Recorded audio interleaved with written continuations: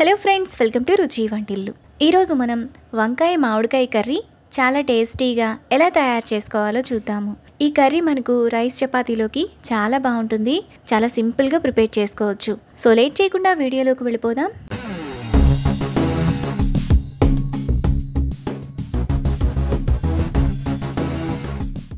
ముందుగా ఈ కర్రీ చేసుకోవడానికి మిక్సీ జార్ తీసుకొని అందులో 2 టేబుల్ స్పూన్లు ఫ్రై చేసుకున్న పల్లీలు, 1 టేబుల్ స్పూన్ ఎండు కొబ్బరి పొడి, 1/2 టీ స్పూన్ పసుపు, 2 టీ స్పూన్ల కారం, 5-6 వెల్లుల్లి రెబ్బలు వేసుకొని కొంచెం బరకగా మిక్సీ వేసుకోవాలి. పొడిని ఈ విధంగా మిక్సీ వేసుకున్నాక పక్కన పెట్టుకోవాలి. తరువాత స్టవ్ మీద కుక్కర్ పెట్టుకొని అందులో 1 టేబుల్ స్పూన్ ఆయిల్ వేసుకోవాలి. ఆయిల్ వేడైన తర్వాత 1 టీ స్పూన్ ఆవాలు జీలకర్ర వేసుకొని ఫ్రై చేసుకోవాలి. ఆవాలు చిటపట్లాడిన తర్వాత సన్నగా తరిగిన 1 ఉల్లిపాయ, 2 పచ్చిమిరపకాయలు, 1 రెమ్మ కరివేపాకు వేసుకొని ఫ్రై చేసుకోవాలి.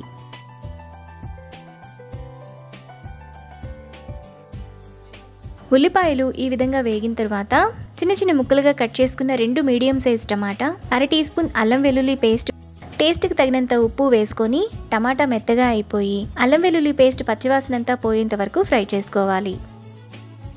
టమాటా ఈ విధంగా బాగా మెత్తగా ఉడికిపోయిన తర్వాత అందులో 1/2 కిలో వంకాయలను కడిగి ఇలా చిన్న చిన్న ముక్కలుగా కట్ చేసుకొని వేసుకోవాలి. ఇప్పుడు వంకాయలను ఒకసారి కలుపుకోవాలి.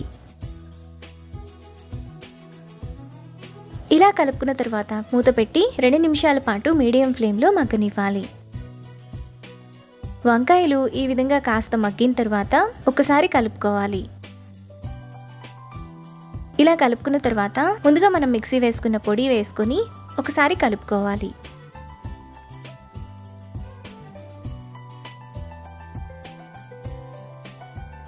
ఇలా కలుపుకున్న తర్వాత 1 టీ స్పూన్ ధనియాల పొడి, 1/2 టీ స్పూన్ గరం మసాలా వేసుకొని మసాలా అంతా వంకాయకు పట్టేలా బాగా కలుపుకోవాలి. మసాలా అంతా ఈ విధంగా వేగిన తర్వాత 1 గ్లాస్ నీళ్లు పోసుకొని కలుపుకోవాలి. మీకు కర్రీలో గ్రేవీ కొంచెం పల్చగా కావాలనుకున్న వాటర్ని అడ్జస్ట్ చేసుకోవచ్చు.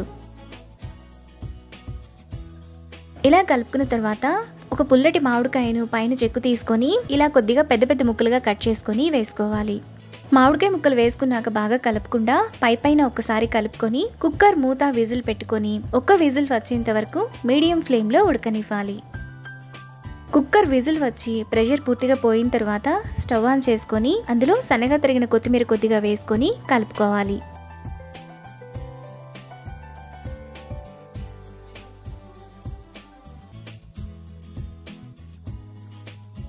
మనకు చాలా టేస్టీగా వంకాయ మామిడికాయ కర్రీ రెడీ అయిపోయింది. ఇప్పుడు ఈ కర్రీని బౌల్లోకి తీసుకొని వేడివేడి అన్నంలో వేసుకొని తింటే చాలా బాగుంటుంది. అన్నంలోకే కాదు, చపాతీలోకి కూడా చాలా బాగుంటుంది. అంతే, ఎంతో సింపుల్గా టేస్టీగా చేసుకునే వంకాయ మామిడికాయ కర్రీ రెడీ. ఈ రెసిపీని మీరు కూడా ట్రై చేసి మీకు టేస్ట్ ఎలా కుదిరిందో నాకు కామెంట్స్లో షేర్ చేయండి. ఈ వీడియో కనుక మీకు నచ్చినట్లయితే లైక్ చేసి, షేర్ చేసి, సబ్స్క్రైబ్ చేయండి.